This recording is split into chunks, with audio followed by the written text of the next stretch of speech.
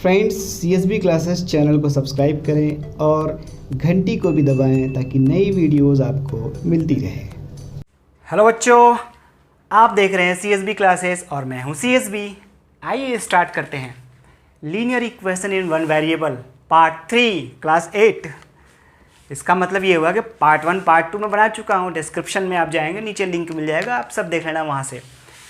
NCERT book exercise 2.2 question number 8 तक तो मैं पहले ही बता चुका हूँ। आज उससे आगे बढ़ेंगे हम। क्वेश्चन नंबर 9 आपके सामने ये दो क्वेश्चन लिखे हुए हैं, क्वेश्चन नंबर 9 और 10।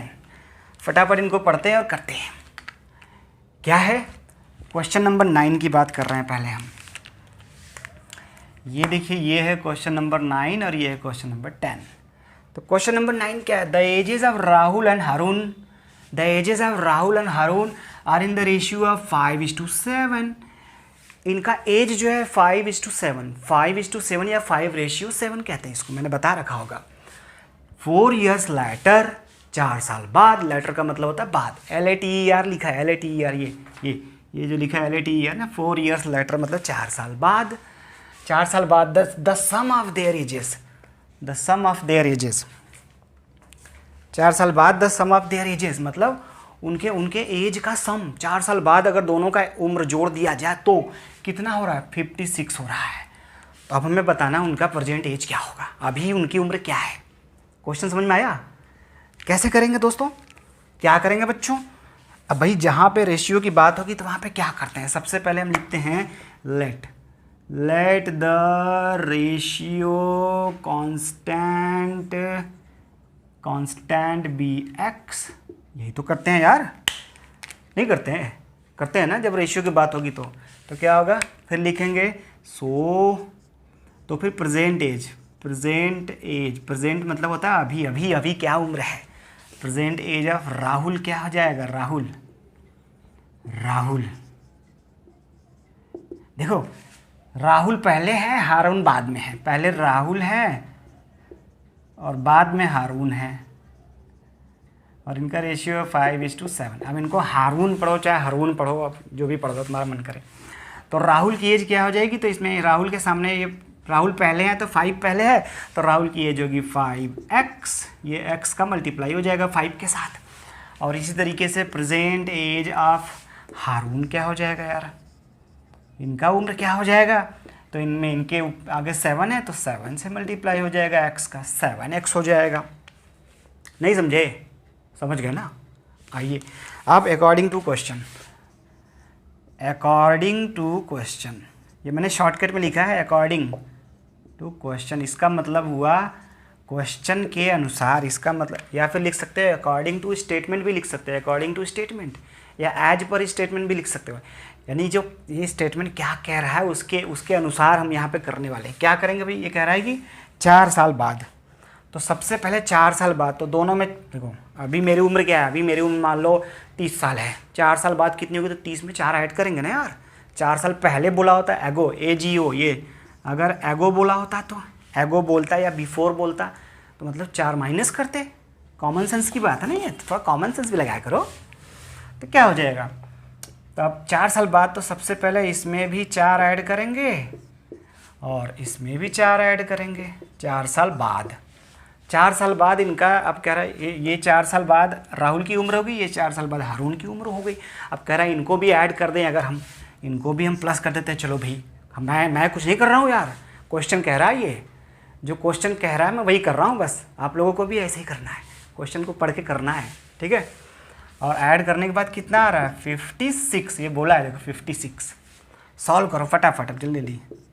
तो ये हो जाएगा, ब्रैकेट ओपन कर दो, 5x + 4 + 7x + 4 = 56। जल्दी बताओ, ये 5x और 7x ऐड हो जाएगा तो 12x हो गया। और ये 4 और 4 8 होता है, 8 को उधर भेज दो, माइनस हो जाएगा। तो 56 - 8, सो 12x = हो जाएगा 56 में 8 गया 48। 16 में से 8 गया 8, 4 48। अब ये 12 इधर मल्टीप्लाई हो जाएगा, डिवाइड हो जाएगा, तो x = हो जाएगा 48/12। कितना आ गया? 12 चौक 48, 4। क्या निकला? x निकला। किसी की उम्र नहीं निकली, भी x निकला।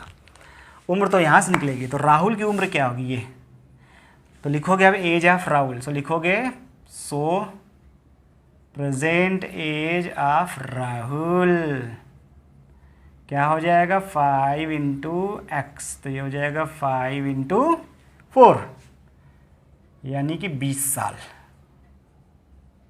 ईयर्स, ये क्या लिखा है यार, अंग्रेजी तुम लोग समझ जाओगे ना यार, ईयर्स लिखा है ये, ईयर्स YEARS। ये किसका निकला, राहुल का।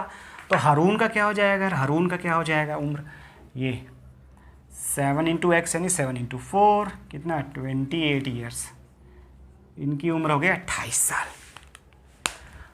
अब जरा दोनों में 4 4 ऐड करके जोड़ दो, 56 आ रहा है कि नहीं, इसमें भी 4 और जोड़ो 24, इसमें भी 4 जोड़ो 32, 32 और 24 को ऐड कर रहे हो तो 56 आ रहा है कि नहीं आ रहा, 56 आ रहा है कि नहीं आ रहा यार बताओ। इसका मतलब हमारा आंसर सही है, आप चेक कर लेना, मैं तो ऐसे ही चेक करके बता दिया कि हमारा आंसर सही है। फटाफट बात करते हैं क्वेश्चन नंबर 10। देखो दिमाग से एकदम कॉन्सेंट्रेट होके देखो, मस्ती के साथ पढ़ते हैं मैथमेटिक्स, मस्ती के साथ पढ़ते हैं, मज़े के साथ पढ़ते हैं, तब समझ में आता है नहीं।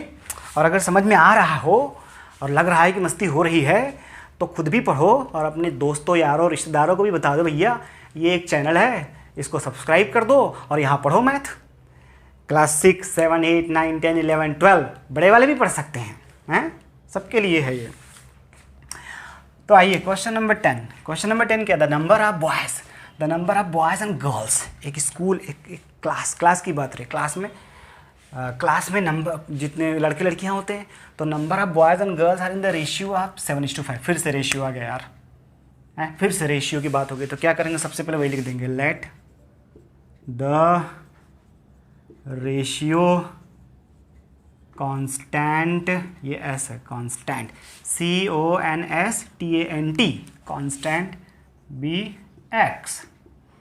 अब देखो पहले बॉय है बाद में गर्ल है, पहले बॉय है बाद में गर्ल लिखा है, यहाँ भी पहले 7 लिखा है, यहाँ 5 लिखा है, तो बॉय 7 होगा गर्ल 5, बॉय के सामने 7 गर्ल, तो क्या लिखेंगे, सो नंबर ऑफ बॉयज़ कितना हो जाएगा 7 into x, 7 into x.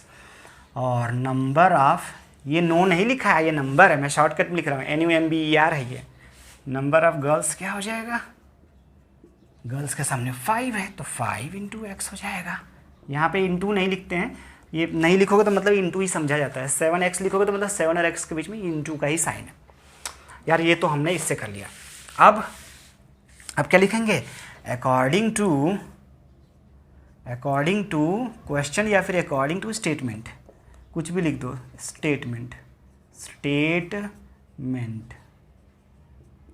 According two statement. क्या, अब ये कह रहा है कि द नंबर ऑफ बॉयज़, ये देखो लिखा है, अब आगे पढ़ रहे हैं, अभी तो हमने एक लाइन पढ़ के इतना कर दिया, अब आगे पढ़ रहे हैं, the number of boys is 8 more than the number of girls. 8 मोर, 8 ज़्यादा है, लड़के जो हैं वो लड़कियों से 8 ज़्यादा है।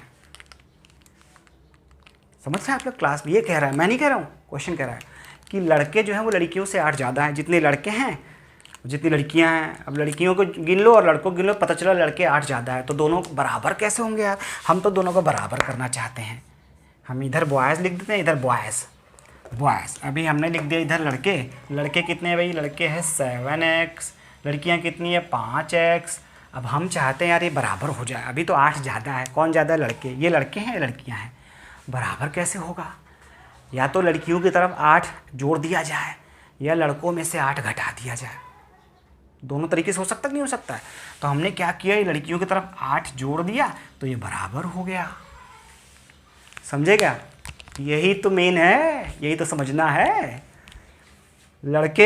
ये लड़के पहले, अभी फिर से बता रहा हूँ, ये मैंने इक्वल, अभी ये लड़के हैं 7x, ये देखो नंबर ऑफ बॉयज़ 7x, लड़के ये लड़कियाँ, वो कह रहा है लड़के जो है 8 ज़्यादा है, हमें तो बराबर करना है, हमें यहाँ पे एक इक्वल टू का साइन लगाना है। अब बराबर कब होगा, या तो हम इसमें से 8 माइनस करें या इधर 8 जोड़ दे, दोनों मत कर देना यार पता चला इधर माइनस करके उधर प्लस कर दिया, ऐसे नहीं होगा।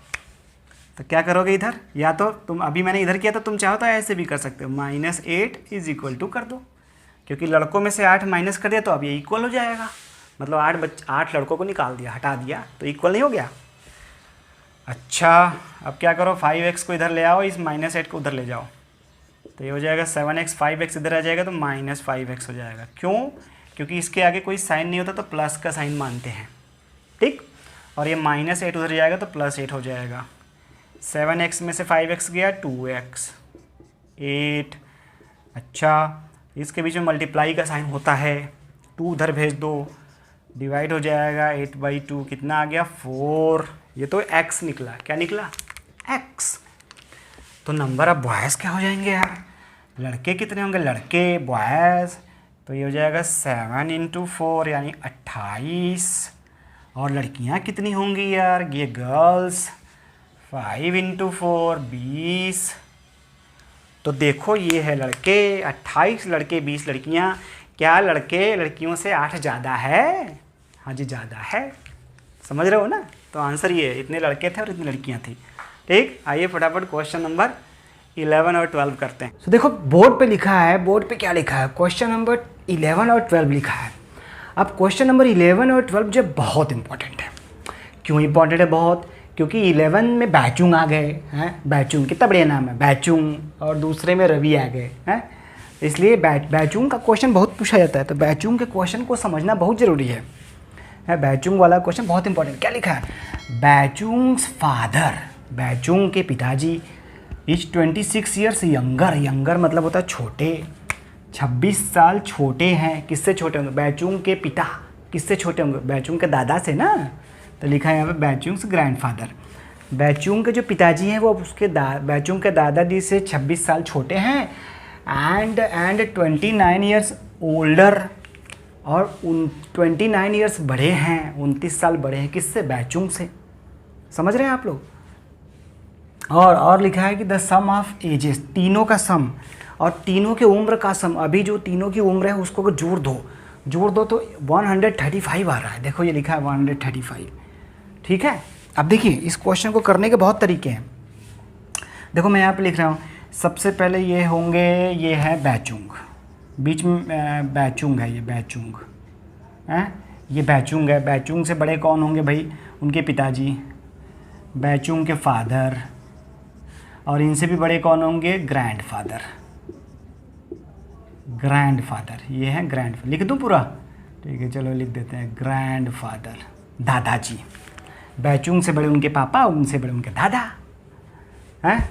लेकिन क्वेश्चन में क्या है, क्वेश्चन में ये कह रहा है कि जो बैचुंग के पापा हैं, बैचुंग के पापा जो हैं 26 साल छोटे हैं, 26 साल छोटे हैं किससे छोटे हैं, 26 साल अपने पापा से, इनके पापा, ये इनकी बात हो रही, इनकी बैचुंग के पापा की बात है, ये अपने पापा से, यानी ये इनसे 26 साल छोटे हैं। अच्छा बैचुंग के पापा की उम्र हम अगर x मान लें, बैचुंग के पापा की उम्र अगर हम x मान लें, तो अब इनकी उम्र क्या होगी, यानी इनके पापा, यानी बैचुंग के पापा इनसे 29 ईयर्स बड़े हैं, नहीं 26 साल बड़े हैं।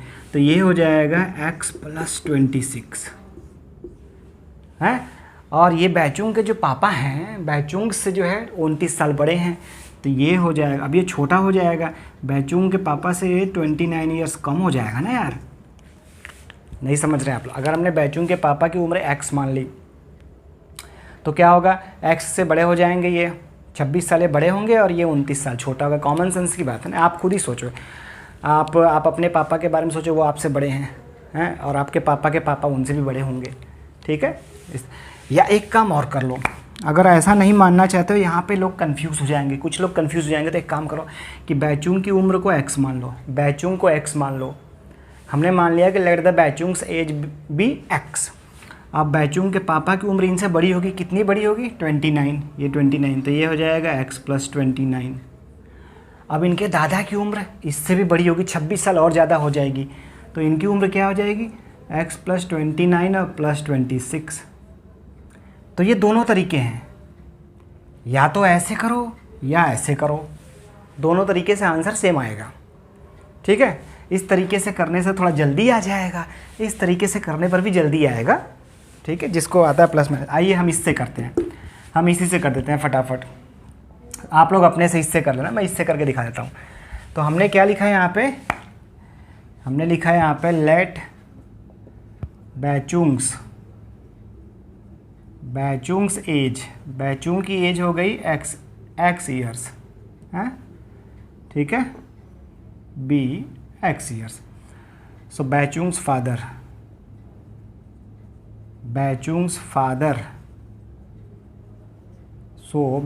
फादर एज क्या हो जाएगा, ये हो जाएगा x प्लस 29 एंड बैचुंग्स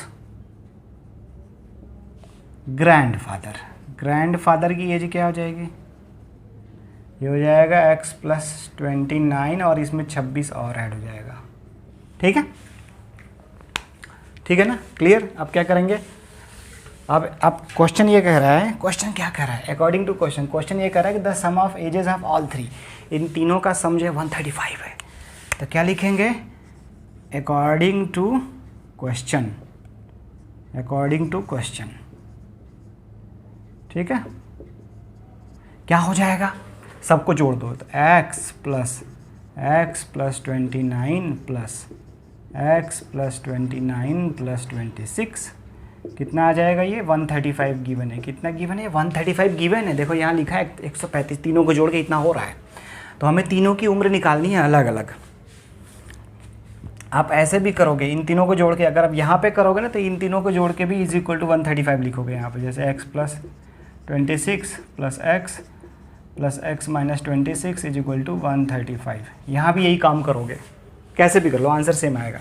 अब देखो x कितना हो गया, ये हो गया 3x, और ये 26 कितना हो गया, 29 जोड़ोगे तो 58 में 26 और ऐड करना है, 8 6 14 5 2 7 1 8 8 6 14 कैरी 1 5 2 7 8, ठीक है 84। अभी से 84 प्लस 84 इज इक्वल टू 135।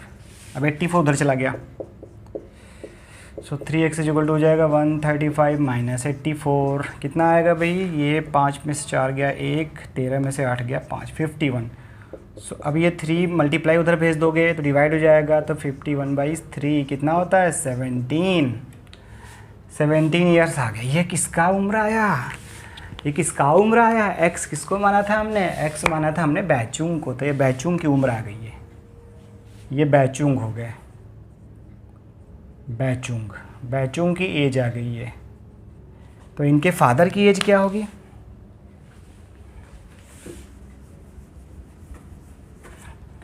अब हम लिखेंगे फादर, तो बैचुंग के फादर की एज क्या होगी, फादर की एज क्या हो जाएगी, ये 17 में 29 ऐड करेंगे, तो 17 प्लस 29 कितना आ गया, बताओ जल्दी, 9 7 16, अब 2 1 3 1 4, 46 साल।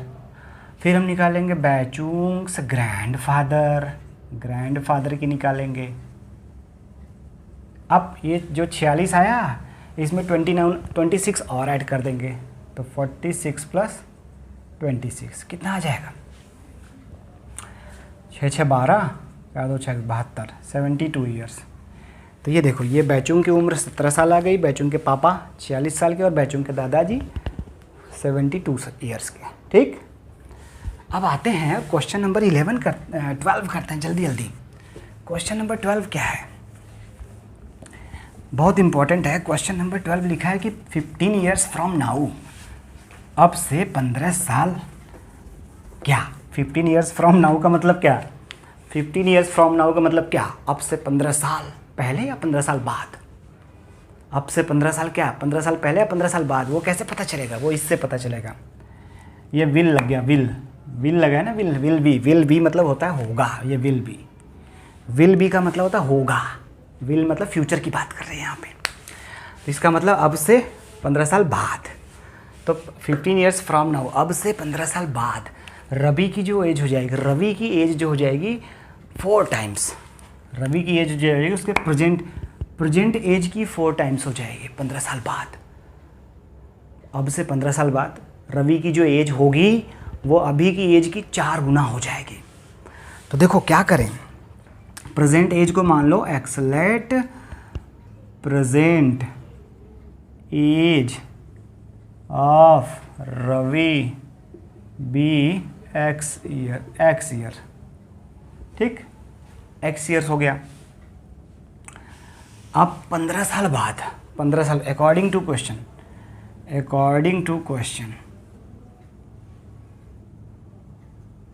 15 साल बाद अभी कितना है x, 15 साल बाद कितना होगा 15 और ऐड हो जाएगा ना, तो क्या हो जाएगा x + 15।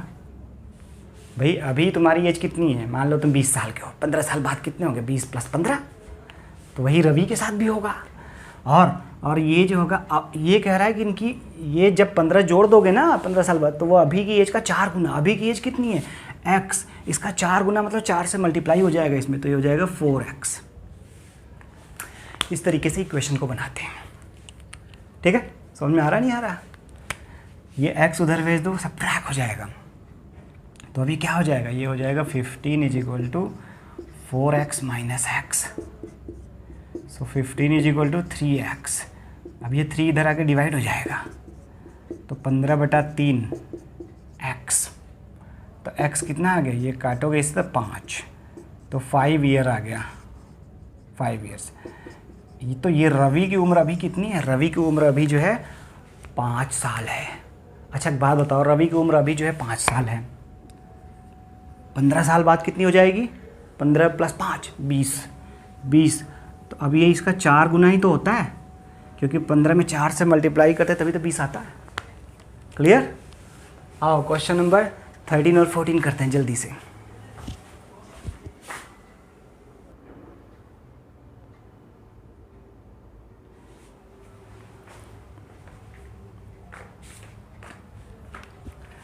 देखो क्वेश्चन नंबर 13 और 14 दो क्वेश्चन। क्वेश्चन नंबर 13 क्या है, ए रेशनल नंबर आप लोगों को पता ही क्या होता है। A rational number is such that when you multiply it by 5/2 है। इसका मतलब एक रेशनल नंबर जिसमें यदि तुम 5/2 से मल्टीप्लाई कर दो एंड मतलब और ऐड कर दो 2/3, ऐड 2/3, उसमें फिर 2/3 ऐड कर दो, पहले मल्टीप्लाई कर दो फिर ऐड कर दो। तो हम जरा साथ के साथ करते जाएं। मान लो हम क्या मानते हैं, let the rational number be x। इसको जब सॉल्व करोगे ना तो जो आंसर आएगा वो ऊपर नीचे आएगा, मतलब डिनोमिनेटर भी होगा न्यूमरेटर भी होगा। न्यूमरेटर भी होता है डिनोमिनेटर, ऊपर भी होगा नीचे भी होगा। ठीक है, उसी को रेशनल नंबर कहते हैं। रेशनल नंबर में ऊपर भी होता है नीचे भी होता है। न्यूमरेटर, ऊपर वाले को न्यूमरेटर कहते हैं, नीचे वाले को डिनोमिनेटर कहते हैं। Numerator denominator. क्या करेंगे अकॉर्डिंग टू क्वेश्चन, क्या कह रहा है क्वेश्चन कह रहा है कि a rational number is such that when you multiplied by 5/2। पहले इसमें 5/2 से मल्टीप्लाई कर दो यार, कर दिया यार, मल्टीप्लाई कर दिया एंड ऐड 2/3। अब इसमें 2/3 ऐड कर दो तो हमें क्या मिल जाता है, यू गेट -7/12। तो हमें मिल रहा है -7/12। ये मैं नहीं कह रहा हूँ, ये कौन कह रहा है, क्वेश्चन कह रहा है। अब इसी को सॉल्व करके x हमें निकालना है। कैसे सॉल्व करेंगे, सबसे पहले ये 2/3 उधर भेजेंगे क्योंकि ये प्लस उधर जाकर माइनस हो जाएगा। तो ये क्या हो जाएगा, अब ये आपका है, ये है 5/2x। कोई दिक्कत नहीं है, 5/2 को पहले लिख दो, x को बाद में लिख दो, कोई इशू नहीं होता उससे। ये हो जाएगा -7/12 और ये भी जाकर -2/3 है। अब देखो ये 12 है, ये 3 है, 12 और 3 का एलसीएम आएगा 12। अब हमें दोनों को 12 बनाना है। यहाँ पे पहले से ही 12 है, यहाँ पे पहले से ही 12 था, तो ये -7 लिख दिया जाएगा, -7। इसी को समझ लो, ये बहुत इंपॉर्टेंट है, ये बहुत लोग कंफ्यूज रहते हैं। समझ लो आप लोग ध्यान से, यहाँ पे 12 नहीं है, यहाँ पे 12 बनाना पड़ेगा। यहाँ पे 12 बनाने के लिए 4 से मल्टीप्लाई करना पड़ेगा 4 से। तो जब हम 4 से नीचे करेंगे तो 4 से ऊपर भी करेंगे, 4 से नीचे करेंगे 12, ये 12 यहाँ पहले से ही लिख दिया गया है, और ऊपर करेंगे तो 4 × 2 = 8, ये -8, तो ये -8 यहाँ लिखा जाएगा। समझ गए ना, इस तरीके से करते हैं। तो अब ये क्या हो जाएगा, ये हो जाएगा 5/2x कितना आ गया, ये आ गया। अब -7 और -8, देखो -7 और दोनों माइनस माइनस है तो ऐड हो जाएंगे, माइनस का साइन आएगा। जैसे देखो अगर हम बोले 7 + 8 तो तुम तुरंत बता दोगे 15 होता है जी। क्यों, क्योंकि इसके आगे भी प्लस है और इसके आगे भी कोई साइन नहीं है तो प्लस है, प्लस और प्लस होता है तो यहाँ भी प्लस ही आता है। इसी तरीके से -7 और -8 होगा तो ये भी ऐड हो जाएगा, लेकिन आंसर आएगा -15 -15 आएगा। ठीक है, अगर एक का साइन अलग होता है, एक प्लस एक माइनस होता है तो सब्ट्रैक्ट हो जाता है। बड़े में से छोटे को सब्ट्रैक्ट कर देते हैं और बड़े वाले का साइन आ जाता है। बड़े वाले का साइन, जैसे यहाँ पे क्या होता, ये -7 और +8 होता तो क्या हो जाता, अब ये एक का साइन प्लस हो गया, एक का साइन माइनस हो गया, तो बड़ा कौन है 8, 8 में से 7 गया 1, और 8 का साइन क्या है, 8 का साइन है प्लस, इसलिए यहाँ पे आएगा प्लस। ध्यान रखना, ये बहुत इंपॉर्टेंट है, इसे कहीं पर नोट कर लो, बहुत ज़रूरी है ये चीज़। अब क्या हो जाएगा, तो ये हो जाएगा -15/12। अब क्या करो, अब ये 5/2 उधर भेज दो, 2 नीचे है तो 2 ऊपर चला जाएगा, और 5 ऊपर है तो 5 नीचे आ जाएगा। ध्यान रखना, 2 नीचे है तो ऊपर चला जाएगा, 5 ऊपर है तो नीचे आ जाएगा। तो अब यहाँ से x क्या हो जाएगा, x हो जाएगा -15/12 गुणे 2 ऊपर चला गया, 5 नीचे आ गया, 5 से ये कटेगा, 5 एक कम 5, 5 3 15, 2 1 जा 2, 2 6 जा, तो ये हो गया -3/6। अभी भी ये 3 से कटेगा, 3 1 जा 3 2 जा, तो आ गया -1/2। So this is your answer. x कितना आ गया, x आ गया -1/2। तो ये आंसर है हमारा। लेकिन इसके बाद जो क्वेश्चन अब लिखा हुआ है ना, ये बहुत इंपॉर्टेंट है, वेरी इंपॉर्टेंट। ये क्वेश्चन में तो हम बहुत फंस जाते हैं, बहुत ज़्यादा। आइए देखते हैं कैसे करेंगे इस क्वेश्चन को। क्या लिखा है, लिखा है कि लक्ष्मी एक बैंक में कैशियर है। कैशियर मतलब पैसे जो लेते हैं या पैसे देते हैं बैंक में, कैशियर कहते हैं उन्हें। उसके पास शी हैज़ करेंसी मतलब करेंसी नोट, मतलब नोट होते हैं ना 10 के 20 के 50 के जो नोट होते हैं उनको करेंसी नोट कहते हैं, है ना। 100 के 500 के 1000 के 2000 के नोट आ गए, अब तो पता है आप लोगों को। ऑफ डिनोमिनेशंस ₹100, ₹50, ₹10, मतलब उसके पास गड्डी, डिनोमिनेशन मतलब गड्डी करेंसी नोट की गड्डी है। किसकी गड्डी है, 100 की गड्डी। डिनोमिनेशंस मतलब होता है गड्डी, 100 की गड्डी है। उसके पास कौन कौन सी गड्डी, जरा देखो यहाँ पे, 100 की गड्डी है, 50 की गड्डी है और 10 की गड्डी है। 100 की गड्डी है, 50 की गड्डी है और 10 की गड्डी है। The ratio of numbers of these notes is 2:, देखो 100 की गड्डी और फिर उसके बाद है 50 की गड्डी और क्या बताया था 10 की गड्डी, और इनका रेशियो है 2:3:5। इस तरीके से पहले 100 लिखा है, फिर 50, फिर 10, तो हम भी ऐसे लिखें, पहले 100 फिर 50 फिर 10। रेशियो दिया है 2:3:5। द टोटल कैश, लक्ष्मी के पास टोटल जो पैसे हैं 4 लाख। ये देखो 4 लाख, इकाई दहाई सैकड़ा हज़ार, गिनो ना, इकाई दहाई सैकड़ा हज़ार 10 लाख, 4 लाख, 4 लाख, 1 10 100 1000 10,000 लाख होता है ना। तो हमें बताना how many notes of each denominations, तो हर गड्डी में कितने नोट हैं, 100 के कितने नोट है, 50 के कितने नोट है या 10 के कितने नोट है। आइए देखते हैं। तो हम क्या करेंगे, रेशियो कांस्टेंट को x मान लेंगे, यहीं पे लिखेंगे ना, let ratio constant be x।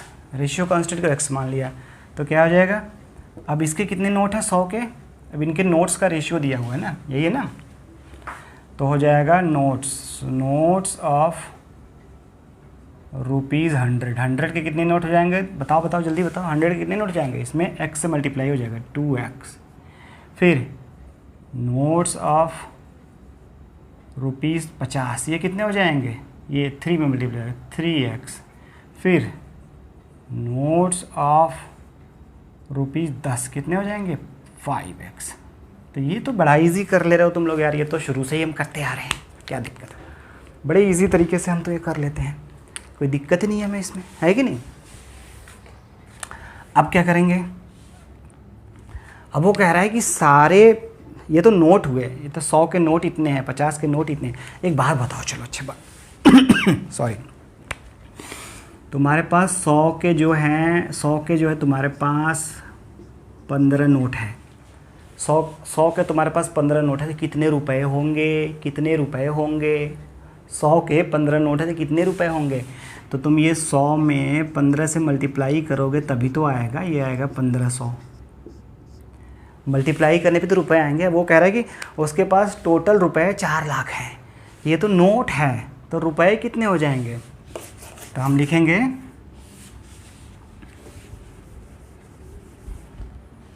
Rupees of 100, तो हम लिखेंगे मनी द टोटल कैश, तो हम लिखेंगे कैश ऑफ रुपीज़ 100। 100 के कितने, पहले 100 के गड्डी में कितना, मतलब 100 के गड्डी वाला कितना रुपया है, कितना कैश है वो, तो ये हो जाएगा 100 गुणे ये कितना था 2x, 100 गुणे 2x हो जाएगा, कितना हो जाएगा, ये मल्टीप्लाई कर दोगे 100 का इसमें तो 200x हो गया, ये आ गया रुपया, इतने रुपए होंगे। इसी तरीके से हम लिखेंगे कैश ऑफ रुपीज़ 50, ये कितने हो जाएंगे, तो ये हो जाएगा 50 गुणे ये 3x, 50 का 3 में मल्टीप्लाई करोगे 50 × 3 होता है 150, तो ये हो जाएगा 150x, ये तो रुपया आ गया, रुपीज़ आ गया।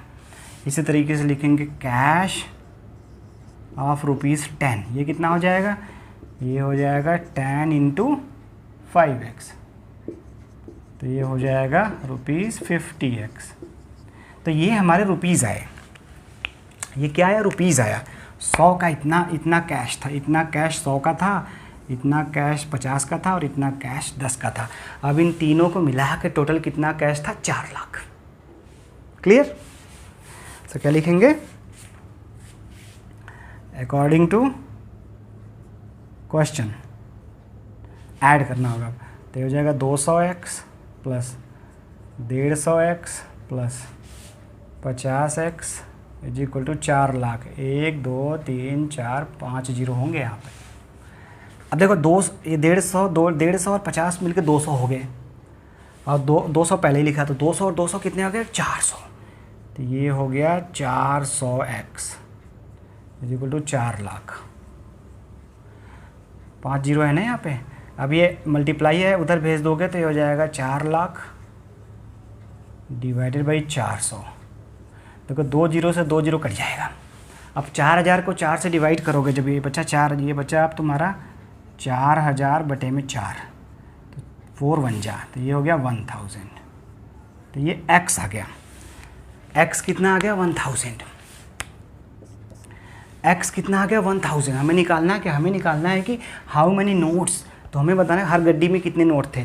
तो 100 के कितने नोट थे, 2x, तो क्या हो जाएगा, 100 के नोट कितने हो जाएंगे। अब यहाँ पे आगे दोबारा लिखोगे, अब दोबारा मैं इसी में बता रहा हूँ, तुम नीचे लिखना।